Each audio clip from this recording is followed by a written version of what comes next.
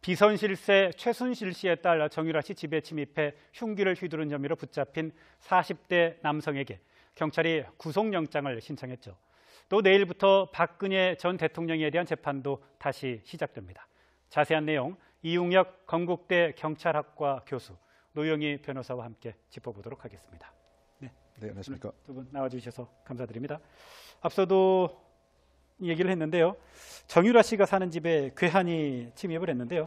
먼저 사건 개요부터 좀 간단하게 좀 말씀해 주시겠습니까? 네, 정유라 씨가 살고 있는 곳이 강남구 신사동에 있는 미성빌딩이라고 하는 곳인데, 여기에 한 남성이 택배 기사를 가장해서 경비원을 흉기로 위협하고 6층에 있는 정유라 씨가 살고 있는 거주지로 올라갔습니다. 그리고 문을 열고 나온 보모라고 하죠. 아기를 돌봐주는 보모를 위협하고 경비원을 묶어서 한쪽에다 이제 제압시켜 놓고 정유라 나와라라고 이제 소리를 지르면서 위층에 집이 이제 복층이었는데 위층에 있던 정유라 씨가 나왔는데, 나오기 전에 이제 원래 같이 있었던 남성분이 있어서 그 남성분이 먼저 와서 이 범행을 저지른 사람을 제압하려고 했는데, 자기가 가지고 간 칼로 그 남성분의 폐 쪽을 찔러가지고 사실은 상처를 입혔고, 그 사이에 정유라 씨가 112에 도움을 청해서 경찰이 와서 제압을 한 그런 사건이 있었습니다. 예.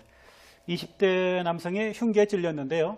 그런데 다행히 생명에는 지장이 없다고 하고, 그런데 알고 보니까 이분이 정유라 씨의 말 관리사더군요.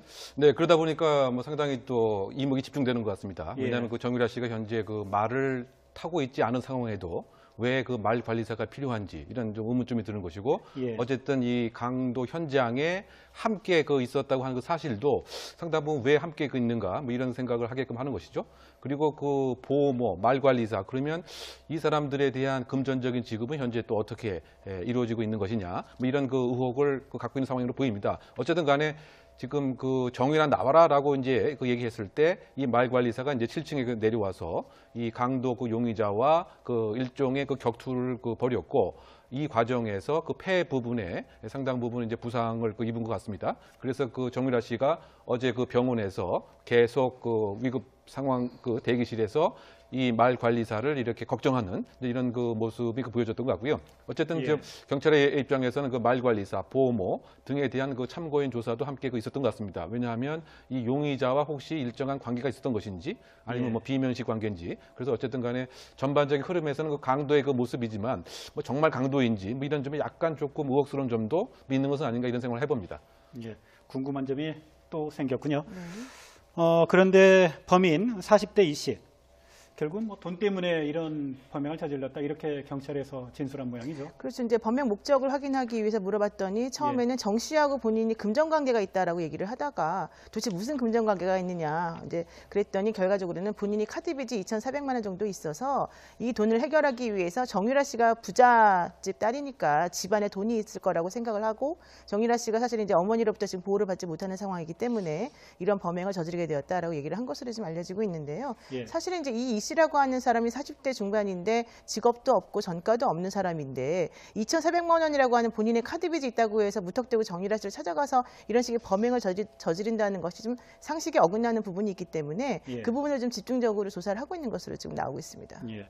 아닌 게 아니라 지금 노 변호사께서도 청부나 또 다른 정치적 목적 등 계획 범죄 가능성 여부도 경찰이 지금 조사를 하고 있다는 거죠. 네, 그렇죠. 왜냐하면 외양상의 모습을 보면 강도 형태를 띠긴 하는데, 예. 강도라고 하는 것은 가장 대표적으로 철저히 계획을 합니다. 그 계획은 범행에 착수하기 이전의 계획뿐만이 아니고 범행 종료 후에 내가 검거되고 발각되지 않기 위한 사후 계획까지도 함께함이 보통인데, 이번에 범행의 모습을 보면은 일주일 정도 이 거리를 상당히 숙지했다. 여기 상당히 계획적인데 이 정유라 씨 6층, 7층에 접근하는 모습을 보면은 경비원을 제압을 하고, 그러면 경비원을 제압하는 과정에서 본인의 정체성이 다 드러난단 말이죠. 그리고 또 그 안에 들어가서 보모도 제압을 이제 하고, 그러다 보니까 20분 안에 잡혔단 말이에요. 예. 그러면 범행이 만약에 성공했다, 정유라로부터 일종의 금전을 강취했다고 했을 때 과연 이제 범행의 얼굴, 그 다음에 행적, 그 다음에 중간에 올라갔던 여러 가지 CCTV 이런 것을 다 사실은 이제 그 노출됐을 수도 있었는데 이와 같은 것을 왜 했느냐. 그러다 보니까 상당히 그 어설픈 강도가 아닌가 이런 생각을 해봄직하고 혹시 뭐 다른 뭐 혹시 누가 시킨 것은 아니라든가 또는 이와 같은 것을 이슈를 다시 한번 부각시키려고 했던 그 같은 정치적 목적은 또 있었던 것 아닌가 이런 거에 대한 수사가 진행된 것으로 알려져 있습니다. 그래서 어쨌든 본인이 그 얘기한 것처럼 정말 2,400만 원의 카드 채무 빚이 있는지 이 사람이 그 주거하는 곳이 지금 신림동으로 알려져 있는데 여러 가지 그 통신 내역이라든가 그 금전 내역 등을 조사를 해서 정말 2,400만 원의 빚이 있는가 여부부터 경찰이 지금 조사하고 있는 상황으로 알려져 있습니다. 예, 뭐 어설퍼 보이는 대목이 없잖아 있기는 있지만 그래도 정유라 씨가 살고 있는 집이라는 걸 특정을 하고 들어간 거죠. 그렇죠. 사전에 이제 준비를 했다는 거죠. 그 얘기는. 예, 목표가 뚜렷했던 것으로 지금 예. 보이고 특히 이 사람이 칼을 준비해서 가져갔거든요. 예. 그러니까 이것은 본인이 나중에 검거될 수 있다라고 하는 것을 염두에 두고 거기에서 저항하려는 목적으로 가져간 것으로 보이기 때문에 예. 정말 단순한 강도에 불과한 것인지 또는 의심스러운 부분이 정말 있고요. 예. 실질적으로 경찰이 와서 제압을 할 때에도 강력히 저항한 흔적이 많이 있어서 그렇게 원래 그렇게까지 그냥 뭐 그 조그마한 돈 때문에 찾아간 사람이라고 하기는 조금 어설픈 그런 부분이 있습니다. 게다가 지금 현재 강남 경찰서에서 구속영장을 신청을 했는데 특수강도 혐의로 지금 신청을 했다라고 하거든요. 예. 근데 이게 강도 상해로까지 이어진 부분이 있어서 영장은 발부될 예정으로 제가 지금 파악을 하고 있습니다만은 이 신림동에서 부모와 같이 살고 있는 무직의 사람이었기 때문에 이 사람이 굳이 정유라라고 하는 사람에 대해서 특별하게 어떤 원한 같은 것들을 가지고 있었을 가능성도 배제하지는 않고 있는 것으로 예. 얘기되고 있습니다. 경찰의 조사 내용을 좀 더 좀 지켜봐야 정확한 그 범행 동기가 좀 나올 것 같군요. 이런 가운데 엊그제였는데요. 최순실 씨가 재판에서 자신을 사형시키라며 대성 통곡을 했다고요? 네, 그 재판에 뭐 휴정하는 그 시간에 있어서 대성 통곡을 할 뿐만이 아니고 그 책상을 주먹으로 내리치면서 나를 당장 사형시켜달라. 이런 상태에서 살아서는 이제 뭐 하겠느냐 이와 같이 외쳤다고 합니다. 그러다 보니까 여성 교도관이 그 휠체어를 이제 준비를 해서 일정 장소를 옮겼는데 큰 틀에서 봐서는 지금까지 여러 가지 그 정서적인 기본 틀 자체가 좀 무너진 것은 아닌가 일단 그 같은 추정을 할 수밖에 없는 것이죠. 아무래도 이제 그 다음 달 아니 조만간 결심 공판을 앞두고 더 이상의 무엇인가 뭐 희망이라든가 또는 나름대로의 바깥에서 재판을 받을 수 있는 가능성이 봉쇄됐다라고 하는 뭐 절망감 뭐 여러 가지 등등의 심적인 뭐 붕괴 상태라 상당히 의외의 행동을 한 것이 아닌가 이렇게 추정할 수가 있을 것 같습니다. 최순실 씨가 이렇게 대성통곡하면서 이렇게 소동을 부리니까요. 여성 교도관 등의 휠체어에 앉혀서 이게 데리고 나갔는데 그러면서 이제 재판이 잠시 멈췄다가 다시 중단됐죠. 재개가 됐는데 그래도 재판정에는 다시 뭐 돌아오지 않았다고 하더군요. 예, 이미 이제 교도관이 3명이 휠체어 태워서 내보냈는데 그 옆에 대기하는 장소가 있거든요. 거기에 예. 있으면서 재판정 안으로 들어오지는 않았고요. 결과적으로는 이제 재판부가 일단은 더 이상 재판할 수 없다라고 판단을 하고 12월 7일 날 다시 재판하는 것으로 하고 예. 대신 14일 날 정도의 결심 공판을 하는 것으로 얘기가 지금 되었다라고 하는데요. 이런 식으로 그 피고인이 법정에서 소란을 피우는 것, 특히 본인을 사형시켜 달라라고 주장하거나 발을 구르고 소리를 지르고 몸으로 아예 책상을 부딪히면서 크게 소리내는 이런 행동들은 사실 거의 볼 수 없는 행동이거든요. 예. 그러니까 아마도 이 최순실 씨가 이런 행동을 한 것은 심리적으로 지금 상당히 좀 충격을 받았거나 더 이상 회복할 수 없을 정도로 본인에게 유죄의 심증이 굳어졌다라는 것을 스스로 알고 있어서 지금 이런 행동을 하고 있는 게 아닌가라고 생각이 듭니다. 자포자기의 심정일 가능성이 어느 정도 있다라는 게 이제 두 분의 공통된 분석인데요. 혹시 이게 어느 정도 의도된 계산된 행동일 가능성은 없습니까? 두 가지 사항을 우리가 한번 추정해 볼 수 있을 것 같습니다. 일단은 구속 기한에 있어서 연장이 그대로 됐단 말이죠. 예. 숙방이 안 되고 그것에 있어서 상실감 플러스 최근에 이렇게 이목이 집중되고 있는 특수활동부의 최종 사용처가 최순실 씨다라고 하는 혐의가 상당 부분 검찰이 마음을 갖고 있단 말이죠. 그러다 보니까 체포영장을 발부해서 데리고 오겠다. 이와 같은 압박감도 상당 부분 이제 있었을 가능성을 하나 우리 예상해 볼 수 있고요. 예. 그와 플러스 상당 부분 이제 최순실 씨가 일정한 뭐 감각이 있는 사람이기 때문에 일단은 정서적으로 호소를 해서 나는 지금 극단의 글을 이뤘다. 지금까지 1년 동안 지속된 이 재판 자체도 무엇인가 공정치 못했고 그렇다고 본다면 마지막 결심 공판을 앞두고 재판관의 심리 형성에 무엇인가 좀 나름대로 임팩트를 주기 위한 이와 같은 모습으로서도 한번 해석이 가능하지 않아 보입니다. 예. 노 변호사께서 말씀을 해주셨지만 12월 14일에 일단 결심 공판을 한다는 거죠. 네. 결심 공판이라는 게 검찰 측에서 구형을 구형을 하는 거죠. 예. 재판부에 이렇게 형량을 주십시오라고 네, 요청을 하는 재판이죠. 네, 그렇습니다. 그러니까 결심 공판이라고 하는 것은 그동안 있었던 재판 절차에서 이제 미비했던 게 무엇인지 확인을 하고 예. 그런 것들이 없다라고 한다면 마지막으로 검사가 어떤 식의 이 사람에 대한 처벌을 원하는지를 확인하는 작업, 즉 구형이라고 하는 작업을 거치고요. 예. 그리고 난 다음에는 피고인에게 최후 진술을 할 수 있도록 시간을 줍니다. 변호인이 그 중간에 최후 변론을 하고 그 다음에 피고인이 최후 진술을 하고 나면 이제 끝이 나는 건데요. 그로부터 보통은 이제 구속 재판의 경우는 2주 안에 통상적으로 판결이 선고되는 경우가 많은데 예. 이번 사건 같은 경우는 쟁점도 많고 힘들기 때문에 아마 12월 말이나 1월 초 정도에 판결이 선고되지 않을까 지금 생각이 들고 있습니다. 그런데 지금 말씀하신 것처럼 실질적으로 그동안의 그러니까 최순실 씨 입장에서 보면 무죄를 계속해서 주장해 왔지만 그런 것이 받아들여질 가능성이 별로 없다라고 판단하고 있는 이유 중에 하나가 얼마 전에 그 정호성 씨 관련해서 비밀유살죄 같은 경우도 다 유죄로 나오지 않았습니까? 그러니까 예. 관련 피고인들이 전부 다 유죄를 지금 선고받은 상황이기 때문에 본인이 더 이상은 벗어날 수 없다라는 첫 번째 부담감이 있는 것이고 예. 두 번째는 국정원 특수활동비 관련해서 지금 박근혜 전 대통령부터 시작해서 모든 것들이 본인이 생각하지 못했던 방향으로 좀 더 세게 간다라고 하는 그런 인식이 있기 때문인 것 같습니다. 예. 그런가 하면 변호인단이 총사퇴했고요. 재판 보이콧 카드를 꺼내들었던 박근혜 전 대통령에 대한 재판이 40여일 동안 중단이 됐다가 내일부터 다시 재개가 되죠.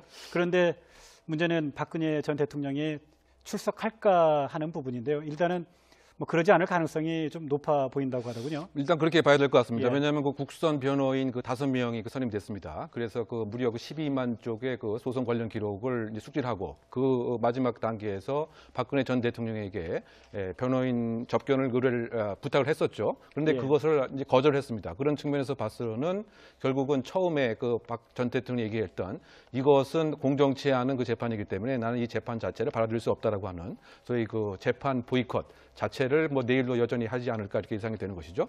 뭐 그런 그 측면에서 봤을 때 일단 그 재판부의 입장에서는 그렇다고 당장 걸석 재판을 뭐 시작하기보다는 적어도 2회, 3회 정도 재판을 연기한다든가 나름대로의 뭐 명분 같은 걸 쌓은 상태에서 걸석 재판을 시작을 하겠지만 그럼에도 불구하고 재판장의 입장에서는 상당 부분 이제 부담이 있겠죠. 내가 왜 재판장을 하는 이 시기에 재판에 흠집 내기에 그 대상이 되는가에 있어서의 뭐 부담감 같은 건 있지 않을까 생각이 듭니다. 어쨌든 예. 박 전 대통령의 입장 자체는 흠집 내기를 위해서 이것은 공정치 않은 재판이었다고 하는 것을 선명하게 부각하는 것이 차라리 법리적으로 다투는 것보단 이익이 되지 않았을까 이런 판단에서 이와 같은 행동을 하는 것이 아닌가 생각이 됩니다. 예.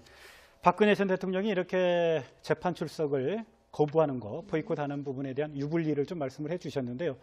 법리적인 측면과 정치적인 측면이 좀 다른 것 같아요. 걸석 재판에 대한 유불리가. 그렇죠? 그러니까 기본적으로 정치적으로는 이렇게 걸석 재판하는 것이 오히려 본인에게 유리한 것으로 좀 보이고 예. 법리적으로 봤을 때는 사실은 상당히 불리하죠. 왜냐하면 재판에 성실히 임하지 않는다. 그리고 재판 진행과 관련해서 재판부가 충분히 피고인을 배려해 주었음에도 불구하고 본인이 잘못을 뉘우치지 않고 있다라고 하는 태도를 지금 재판부에게 보여주고 있는 것이어서 예. 사실은 당연히 불리한데 이번 사건 같은 경우는 뭐 순수하게 법리적으로만 따지는 부분은 아니기 때문에 어쨌든 박근혜 전 대통령 입장에서는 이런 식의 재판 태도를 취하는 것이 마지막으로 할 수 있는 행동이 아니었을까 생각이 들기도 합니다.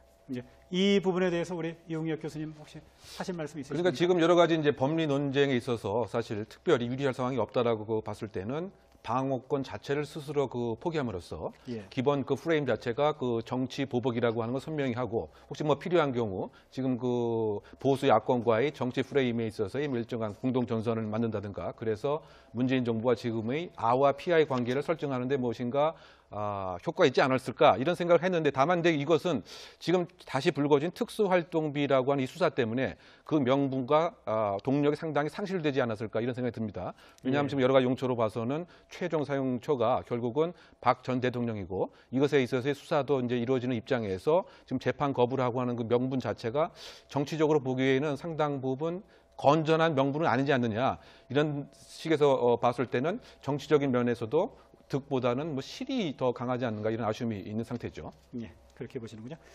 다른 주제 이야기를 한번 해볼까요? 최근에 북한군 병사의 귀순 사건을 계기로 권역 외상센터의 문제점이 이게 이국정 교수가 제기를 해서 문제가 됐고요.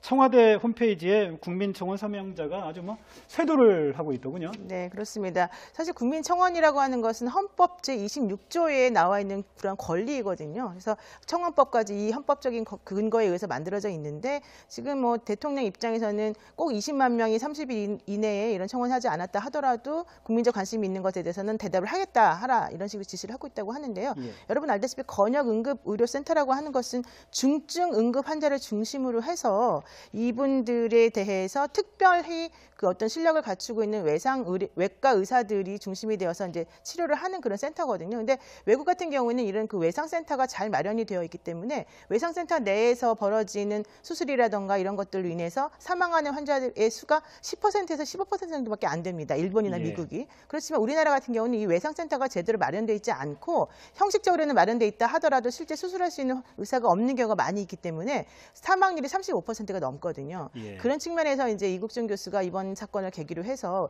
그 응급의료센터 내의 그 상위 개념으로서 이 건역외상센터라고 하는 것에 대한 지지를 좀 호소하고 있는 중인데 이 부분과 관련해서는 정말 국민적으로 좀 관심을 가지고 좀 제대로 좀 해야 되지 않을까 싶습니다. 예. 아닌 게 아니라 문재인 대통령이 권역외상센터 국민청원 문제에 대해서 2차례나 지금 관계자들에게 지시를 했어요. 네, 그렇죠. 그만큼 이제 그 국민에 대한 관심이 높을 뿐만이 아니고 이번에 예. 이제 그 규순 병사의 그 근본적인 해결에 있어서 혁혁한 뭐 공을 세운 이 점도 많은 관심을 갖고 있는 것 같고요. 예. 또 큰 틀에서 봤을 때는 이와 같은 그 총상이 왜 성남 국군병원 통합병원에 가지 않고 어떻게 본다면 민간병원에 갈 수밖에 없는 이런 문제가 분명히 있는 것 같고요. 예. 그러다 보니까 이제 이 가장 블루 워커의 입장에서 나도 이 부상이 될 수 있다고 하는 산업 근로자의 가장 큰 안전 받침 같은 거 이런 면에서 상당히 우리나라가 취약하다.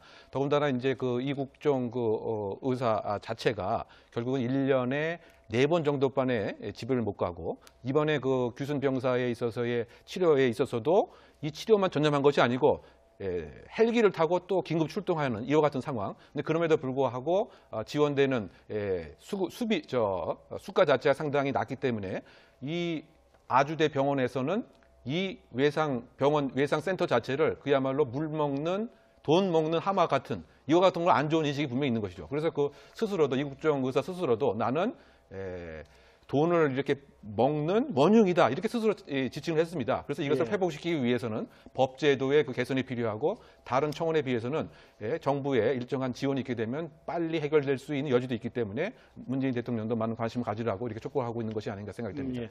권역외상센터의 어떤 그 적자가 나는 그 문제뿐만 아니라 이국종 교수가 또 중요하게 문제 제기를 하는 게 자신도 실명에 가까울 정도로 자신의 건강을 제대로 돌보지 못하는 상황에서 이렇게 경무에 시달리고 있는데 다른 의료진도 지금 마찬가지 사정이라는 것 아닙니까? 그렇습니다. 이런 부분에 대한 개선을 지금 요구를 한 거죠. 지금. 예, 지금 의료 수가 관련해서도 지금 문제가 많이 있다. 예. 그리고 특히 예를 들어서 본인이 닥터 헬기를 이용해서 한 1년에 200번 정도 타고서 이제 사람들을 수송하고 다 고친다고 하는데 닥터 헬기를 이용해서 응급 환자들을 수송하는 과정에서 헬기 내에서 만약에 그 응급 환자에 대해서 어떤 치료를 하게 되면 예. 그 치료 비용을 이거 불필요한 의료행위 아니냐라면서 오히려 그 치료 비용을 보전해주지 않는 방식으로 의료 수가 체계가 엉망이다라고 한 얘기까지 했거든요. 예. 게다가 지금 이국종 교수는 사실 왼쪽 눈이 실명이고 오른쪽 눈도 거의 실명 위기에 지금 처해 있어서 본인도 사실은 오늘 내 더 이상 수술하지 못할 가능성이 있다라는 얘기를 하고 있고요. 예. 이국종 교수뿐만 아니라 이쪽 센터에서 일하시는 그 의사 선생님들 같은 얘기를 들어보니까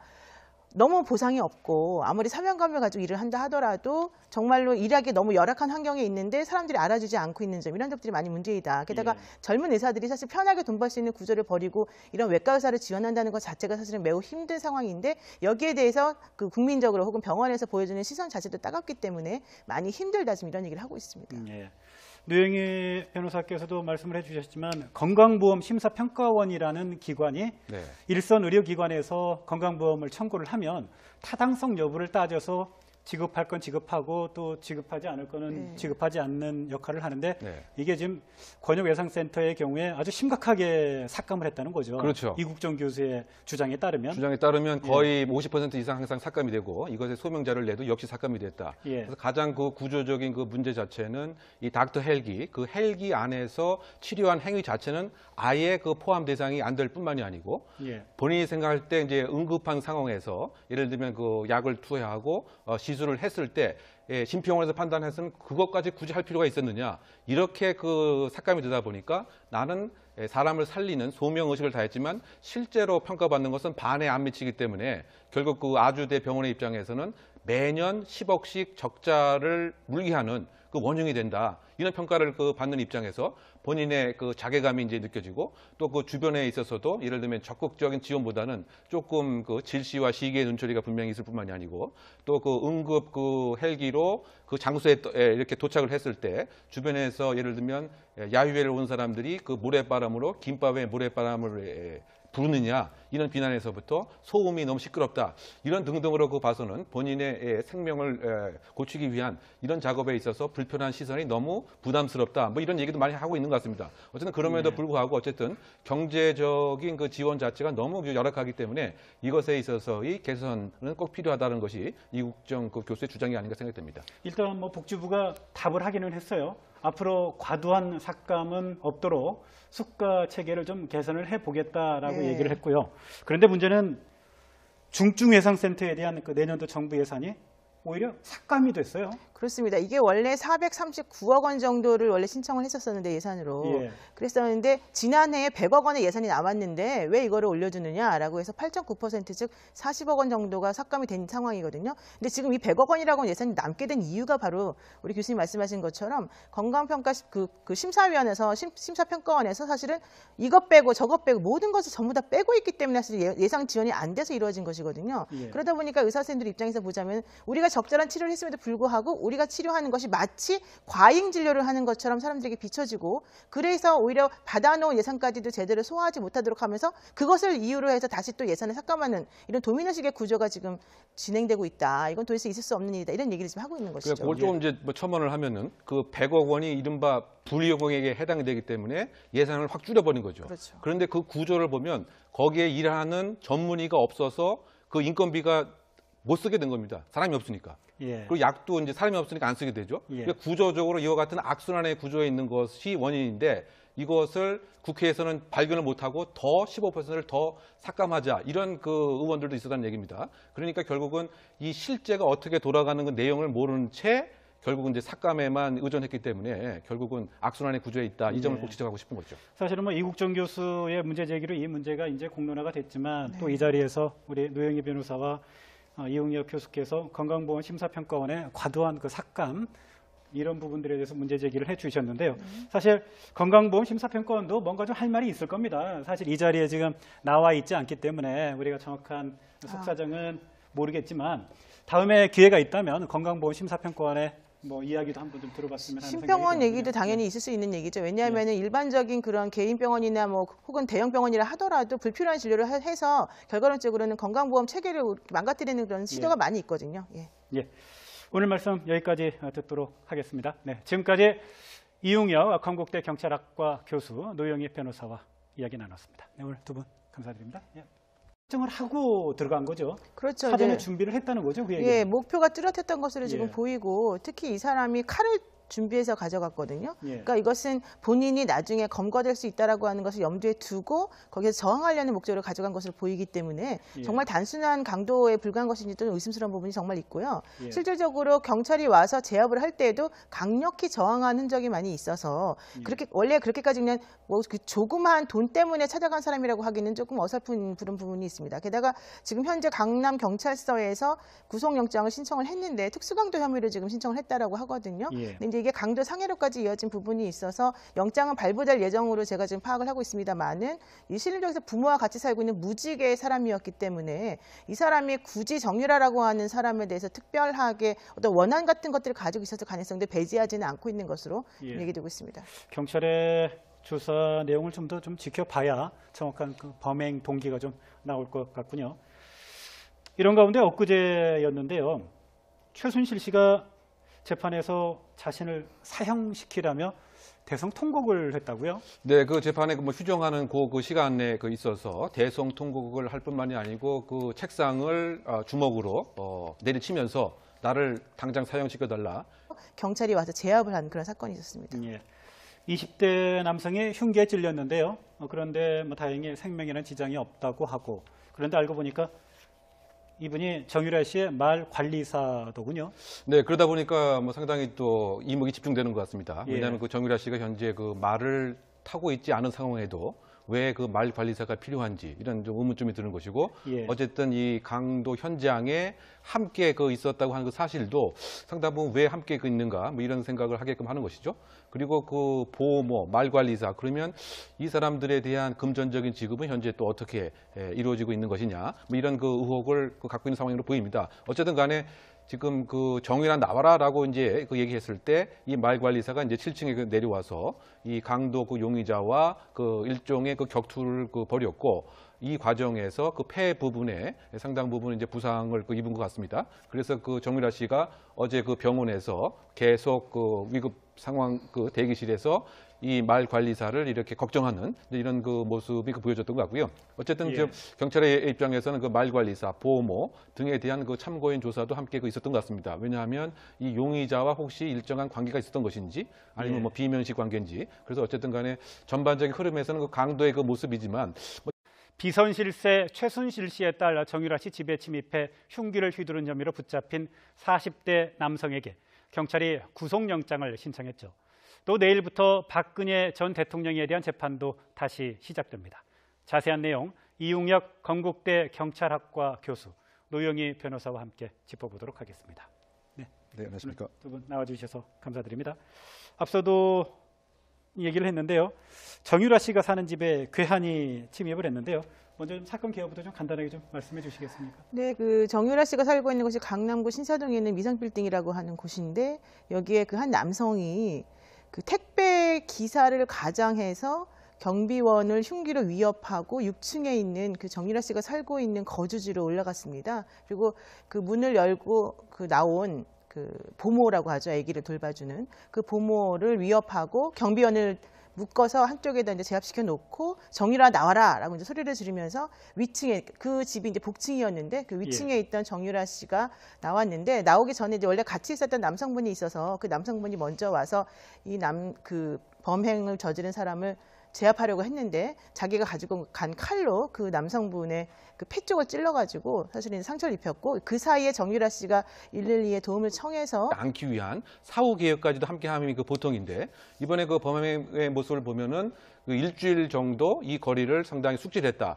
여기 상당히 계획적인데, 그 이 정유라 씨 6층, 7층에 접근하는 모습을 보면은 경비원을 그 제압을 하고, 그러면 경비원을 제압하는 과정에서 본인의 그 정체성이 다 드러난단 말이죠. 그리고 또 그 안에 들어가서 보모도 제압을 이제 하고, 그러다 보니까 20분 안에 그 잡혔단 말이에요.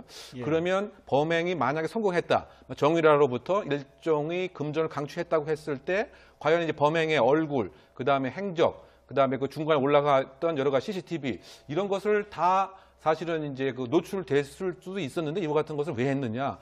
그러다 보니까 상당히 그 어설픈 강도가 아닌가 이런 생각을 해봄직하고, 혹시 뭐 다른, 뭐 혹시 누가 시킨 것은 아니라든가, 또는 이와 같은 것을 이슈를 다시 한번 부각시키려고 했던 그 같은 정치적 목적은 또 있었던 것 아닌가, 이런 거에 대한 수사가 진행된 것으로 알려져 있습니다. 그래서 어쨌든 본인이 그 얘기한 것처럼 정말 2,400만 원의 카드 채무 빚이 있는지, 이 사람이 그 주거하는 곳이 그 지금 신림동으로 알려져 있는데, 여러 가지 그 통신 내역이라든가 그 금전 내역 등을 조사를 해서 정말 2,400만 원의 빚이 있는가 여부부터 경찰이 지금 조사하고 있는 상황으로 알려져 있습니다. 예, 뭐 어설퍼 보이는 대목이 없잖아 있기는 있지만, 그래도 정유라 씨가 살고 있는 집이라는 걸 정말 강도인지 뭐 이런 점이 약간 조금 의혹스러운 점도 있는 것은 아닌가 이런 생각을 해봅니다. 예, 궁금한 점이 또 생겼군요. 그런데 범인 40대 이 씨, 결국 뭐 돈 때문에 이런 범행을 저질렀다, 이렇게 경찰에서 진술한 모양이죠. 그렇죠. 이제 범행 목적을 확인하기 위해서 물어봤더니 처음에는 정 씨하고 본인이 금전 관계가 있다라고 얘기를 하다가 도대체 무슨 금전 관계가 있느냐 이제 그랬더니, 결과적으로는 본인이 카드 빚이 2,400만 원 정도 있어서 이 돈을 해결하기 위해서 정유라 씨가 부잣집 딸이니까 집안에 돈이 있을 거라고 생각을 하고, 정유라 씨가 사실 이제 어머니로부터 지금 보호를 받지 못하는 상황이기 때문에 이런 범행을 저지르게 되었다라고 얘기를 한 것으로 지금 알려지고 있는데요. 예. 사실은 이제 이 씨라고 하는 사람이 40대 중반인데 직업도 없고 전과도 없는 사람인데, 2,400만 원이라고 하는 본인의 카드 빚이 있다고 해서 무턱대고 정유라 씨를 찾아가서 이런 식의 범행을 저지른다는 것이 좀 상식에 어긋나는 부분이 있기 때문에 예. 그 부분을 좀 집중적으로 조사를 하고 있는 것으로 지금 나오고 있습니다. 예. 아닌 게 아니라 지금 그 노 변호사께서도 청부나 또 다른 뭐 정치적 목적 등 계획 범죄 가능성 여부도 경찰이 지금 조사를 하고 있다는 거죠. 네, 그렇죠. 왜냐하면 그 외양성의 그 모습을 보면 그 강도 형태를 띠긴 하는데 예. 강도라고 하는 것은 가장 대표적으로 그 철저히 계획을 합니다. 그 계획은 범행에 착수하기 이전의 계획뿐만이 아니고 범행 종료 후에 내가 검거되고 발각되지